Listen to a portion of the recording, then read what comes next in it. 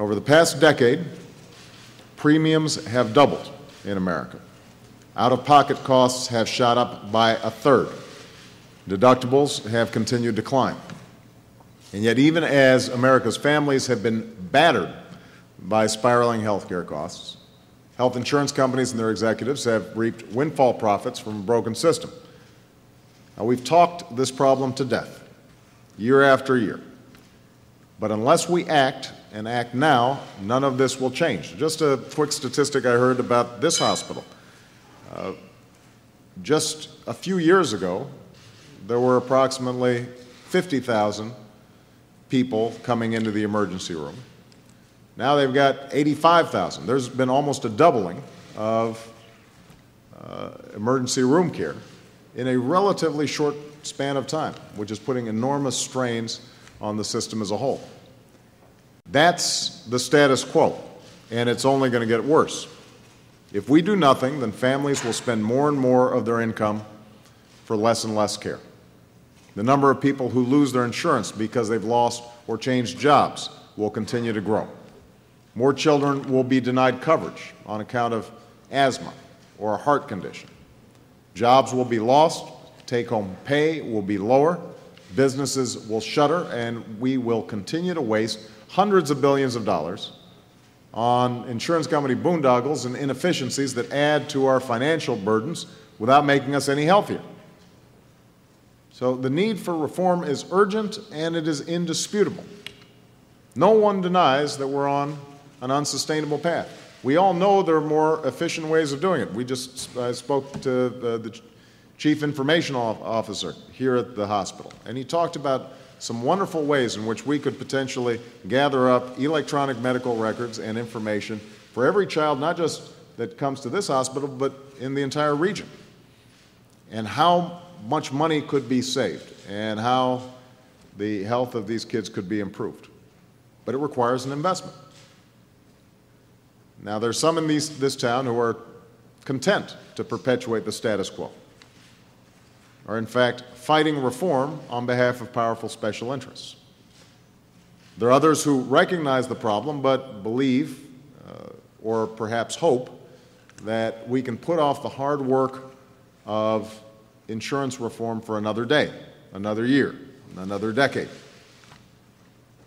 Just the other day, one Republican senator said, and I'm quoting him now, "If we're able to stop Obama on this, it will be his Waterloo. It will break him." Think about that. This isn't about me. This isn't about politics. This is about a healthcare system that is breaking America's families, breaking America's businesses, and breaking America's economy. And we can't afford the politics of delay and defeat when it comes to healthcare. Not this time, not now. There are too many lives and livelihoods at stake. There are too many families who will be crushed if insurance premiums continue to rise 3 times as fast as wages. There are too many businesses that will be forced to shed workers, scale back benefits, or drop coverage unless we get spiraling healthcare costs under control. The reforms we seek would bring greater competition, choice, savings, and inefficiencies to our healthcare system, and greater stability and security to America's families and businesses. For the average American, it will mean lower costs, more options, and coverage you can count on. It will save you and your family money if we have a more efficient healthcare system. You won't have to worry about being priced out of the market. You won't have to worry about one illness leading your family into financial ruin. You won't have to worry that you won't be able to afford treatment for a child who gets sick. We can and we must make all these reforms, and we can do it in a way that does not add to our deficits over the next decade. I've said this before. Let me repeat. The bill I sign must reflect my commitment and the commitment of Congress to slow the growth of healthcare costs over the long run. That's how we can ensure that healthcare reforms strengthens our nation's fiscal health at the same time. Now, we always knew that passing healthcare reform wouldn't be easy. We always knew that doing what is right would be hard. You know, there's just a tendency towards inertia in this town. I understand that as well as anybody. But we're a country that chooses the harder right over the easier wrong. That's what we have to do this time.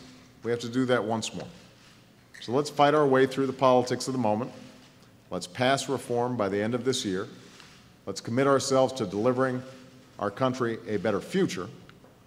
And that future will be seen in a place like Children's Hospital when young people are getting the care that they deserve and they need when they need it. And we don't have an overcrowded emergency room that's putting enormous burdens on this excellent institution. I think we can accomplish that, but we're going to have to do some work over the next few weeks and the next few months.